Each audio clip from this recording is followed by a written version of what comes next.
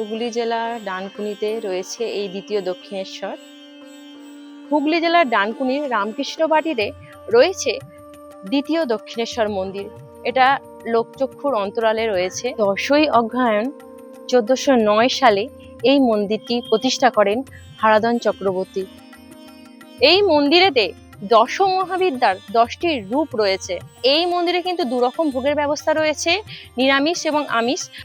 বন্ধুরা, ভ্রমণ সঞ্চারীর মধুমিতা আবার চলে এসেছে একটা নতুন ভিডিও নিয়ে। বন্ধুরা, আর জাস্ট 4 দিন পরেই রয়েছে মহালয়া, তারপরে দুর্গাপুজো শুরু। আমাদের বাঙালিদের মধ্যে একদম মায়ের আগমনের একটা প্রস্তুতি শুরু হয়ে গেছে। আর আমি ঠিক এই মায়ের আগমনীর মুহূর্তে চলে এসেছি হুগলি জেলার রামকৃষ্ণ বাটির দ্বিতীয় দক্ষিণেশ্বরে। আর এই মন্দিরে কি করে আসবে, মন্দির কখন খোলা থাকে, মন্দিরে ভোগের কি ব্যবস্থা রয়েছে, মন্দিরে কিভাবে পুজো দেবে, সেই সমস্ত তথ্য আজকের এই ভিডিওতে দিয়ে দেবো। আর সেইগুলো জানার জন্য কিন্তু পুরো ভিডিওটা তোমাদের দেখতে হবে। আর বন্ধুরা, যারা এখনো পর্যন্ত আমার চ্যানেলটাকে সাবস্ক্রাইব করোনি, তারা চটপট আমার চ্যানেলটাকে সাবস্ক্রাইব করে নাও। বেরিয়ে পড়লাম রামকৃষ্ণ বাটি দ্বিতীয় দক্ষিণেশ্বর মন্দির যাওয়ার উদ্দেশ্যে। আমাদের ডানকুনি স্টেশন থেকে রামকৃষ্ণ বাটি দ্বিতীয় দক্ষিণেশ্বর মন্দিরের দূরত্ব মাত্র 6 কিলোমিটার। চলে এলাম কালীপুর মোড়ে। এই কালীপুর মোড় থেকে বাঁ দিকে থেকে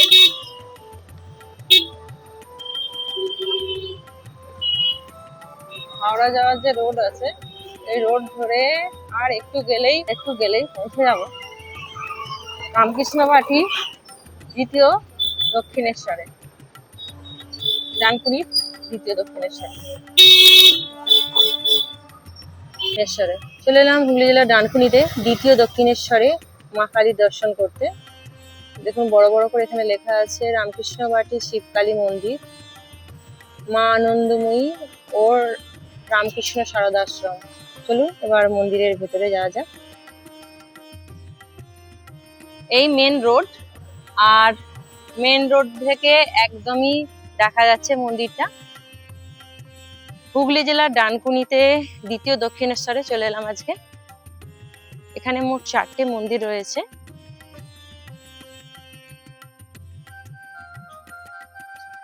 মন্দিরের প্রতিষ্ঠাতা হলেন হারাধন চক্রবর্তী, যিনি একসময় দক্ষিণেশ্বরের মায়ের মন্দিরের পূজারী ছিলেন, কিন্তু তিনি বয়সকালে আর দক্ষিণেশ্বরের মায়ের মন্দিরে যেতে পারছিলেন না। সেই সময় মা ওনাকে স্বপ্নাদেশ দেন এবং তারপরেই তিনি হুগলি জেলার ডানকুনির রামকৃষ্ণ বাটিতে এই দক্ষিণেশ্বরের মায়ের মন্দিরের আদলে মন্দিরটি নির্মাণ করেন এবং মায়ের মূর্তিটিও দক্ষিণেশ্বরের মায়ের আদলেই তৈরি। চলুন আগে মন্দিরে মায়ের দর্শন করে আসি। এদিকে মন্দিরের পুষ্করিণী রয়েছে, বেশ অনেকটা জায়গা জুড়ে রয়েছে মন্দিরটা। এখানে বসার ব্যবস্থাও আছে।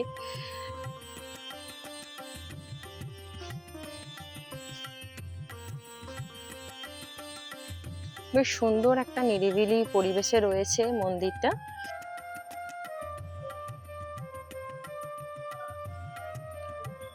দক্ষিণেশ্বর আদলে তৈরি এই মন্দিরটায় দক্ষিণেশ্বরের মতোই রয়েছে নাট মন্দির। সামনেই তো দুর্গাপুজো, তাই এখানে এখন প্যান্ডেল হচ্ছে। এই নাট মন্দিরে দশ মহাবিদ্যার 10টি রূপ রয়েছে।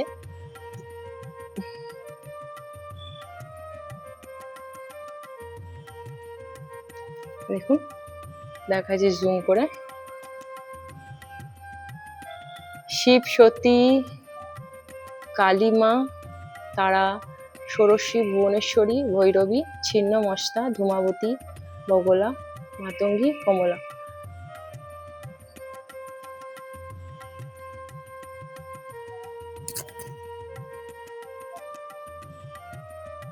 এখানে একটা বলি কাঠ রয়েছে, এখানে বলি দেওয়া হয়।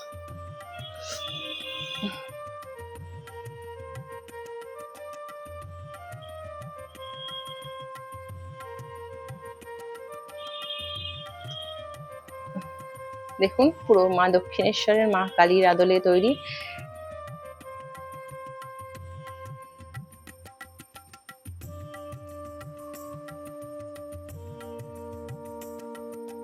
দক্ষিণেশ্বরের মন্দিরের মতোই মায়ের দুই পাশে রয়েছেন শ্রীরামকৃষ্ণ এবং মা শারদা। মাঝখানে গণেশ নারায়ণশিলা মায়ের ঘট রয়েছে। এক মুহূর্তের জন্য দেখলে ভুল হতে পারে, যে এটা দক্ষিণেশ্বরের মন্দির। মন্দিরের প্রতিষ্ঠাতা হারাধন চক্রবর্তী এবং শ্রীমতী তিলকা চক্রবর্তী।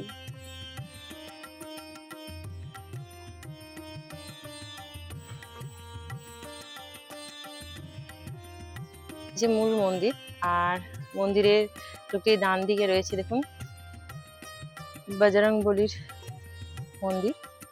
মন্দিরের বাইরে এখানে ধূপ এবং বাতি দেওয়ার ব্যবস্থা রয়েছে। এদিকে যিনি মন্দিরের প্রতিষ্ঠাতা হারাধন চক্রবর্তী, ওনার সমাধি মন্দির।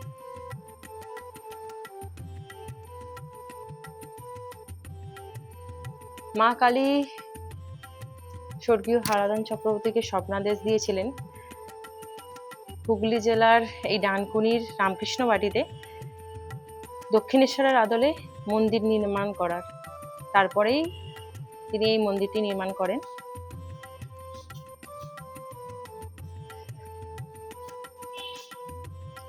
এদিকে রয়েছে রাধাকৃষ্ণ মন্দির।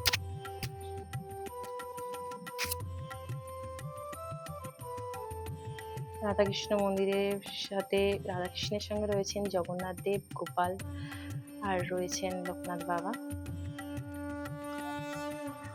এই মন্দির খোলে সকাল 6:30টার সময়, আবার দুপুর 1টার সময় বন্ধ হয়ে যায়। তারপরে আবার বিকাল 4টের সময় মন্দির খোলে এবং রাত্রি 9টা পর্যন্ত এই মন্দিরের দরজা খোলা থাকে। বন্ধুরা, এই মন্দিরে কিন্তু দুরকম ভোগের ব্যবস্থা রয়েছে, নিরামিষ এবং আমিষ।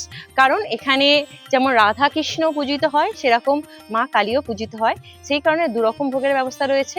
এই মন্দিরে বিয়ে দেওয়ার ব্যবস্থা রয়েছে, তবে বিয়ে করতে গেলে যাদের বিয়ে হবে তাদের কিন্তু রেজিস্ট্রি থাকতে হবে। রেজিস্ট্রির সার্টিফিকেট দেখে তবেই এখানে বিয়ে দেওয়ার ব্যবস্থা করা হয়। এই মন্দিরের বাইরে কিন্তু কোনো রকম ডালা বিক্রি হয় না, তাই এখানে পুজো দিতে গেলে আপনাদের কিন্তু বাইরে থেকে পুজোর সামগ্রী নিয়ে আসতে হবে। এবং মন্দিরে পুজোর সময় হচ্ছে বেলা 10টা থেকে 11টা পর্যন্ত। আপনারা যে কোনো দিনেই আসতে পারেন এই মন্দিরেতে। মন্দির তো ঘুরে দেখালাম, এবার এই মন্দিরে কি করে আসবেন সেটা আপনাদের বলে দিই।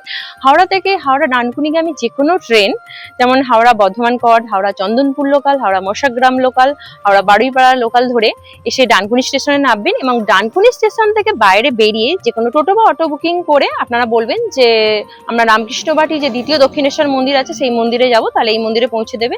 এছাড়াও আপনারা বাইরে বেরিয়ে মানে ডানকুনি স্টেশনের বাইরে বেরিয়ে টোটো বা অটো ধরে কালীপুর মোড়ে আসবেন প্রথমে। তারপর কালীপুর মোড় থেকে অনেক টোটো অটো পাওয়া যায়, বলবেন যে আমরা রামকৃষ্ণ বাটি দ্বিতীয় দক্ষিণেশ্বরের মন্দিরে যাবো, তাহলে এই মন্দিরে পৌঁছে দেবে।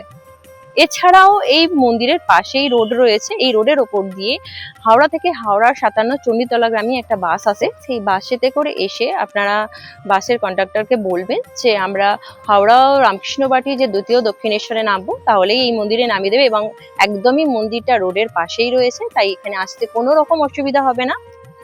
বন্ধুরা, আশা করি আপনাদের এই মন্দিরের সমস্ত তথ্যই দিতে পেরেছি। আর এই ভিডিওটা ভালো লাগলে অবশ্যই একটা লাইক করবেন আর কমেন্ট করে জানাবেন যে আমার ভিডিওটা আপনাদের কেমন লাগলো। আর বন্ধুরা, আপনাদের এই পাশে থাকা, এই সাথ দেওয়াটা আমার খুবই দরকার, কারণ আমার চ্যানেলটা খুবই নতুন। বন্ধুরা, এখনকার মতো টাটা, আবার দেখা হবে নেক্সট ব্লগে।